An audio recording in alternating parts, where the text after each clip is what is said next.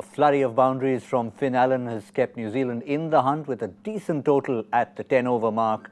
75 for 1 is what they've reached. And there's a familiar figure on that scorecard. Kane Williamson, 14 of 14, a strike rate of exactly 100. He's picked up a boundary, but he has not crossed that magical threshold yet. And this could just be the innings where he can kickstart it. Here on Cricbuzz Comm Box, I'm joined by Joy Bhattacharjya. That's the million-dollar question, isn't it? Can Kane get past 100? Absolutely. And today's the day. If he's not, this is the day he needs to really put all these doubts to rest, get a big one.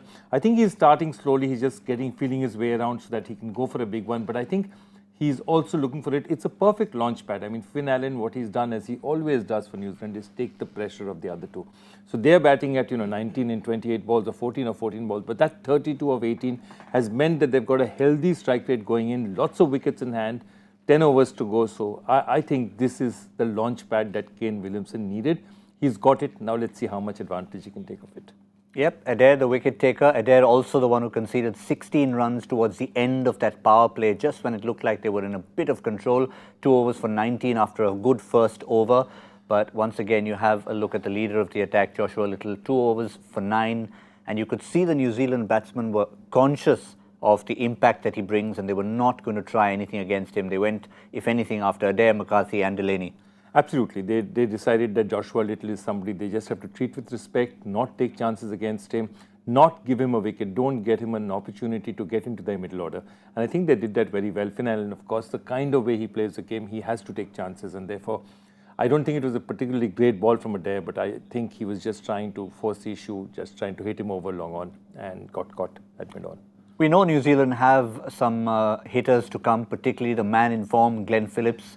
He'll want to make sure he gets in and gets a bit of time because he's the kind of player who can actually get 100. He's got it more than once in this format of the game. So you wouldn't want to treat Glenn Phillips as someone who comes in for 3 or 4 overs. He's more of a big innings player. Mitchell, Neesham as finishers, Santner as well, we know can bat. So that's all the more critical that Williamson and Devon Conway can start kick-starting it in the second half. Exactly. One has played almost 5 overs, one has played more than 2 overs. They've got the pace. They've seen the pitch. They know what it's like. They've seen a variety of bowlers, given the fact that in 10 overs, New Zealand has tried 6 bowlers. Now they have to attack.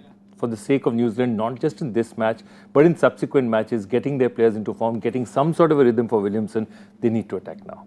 And in terms of getting to a decent total, if you're 75 in 10 overs, it means you're looking at about 100 in the back 10 to be able to get to that 175 total that will really, put things not beyond Ireland, but at least give New Zealand something to bowl at where they'd feel comfortable. Because remember, never mind that net run rate that they have. The 2 points are critical. You can have as high a net run rate as you want, but if you don't get the 2 points, it's pointless.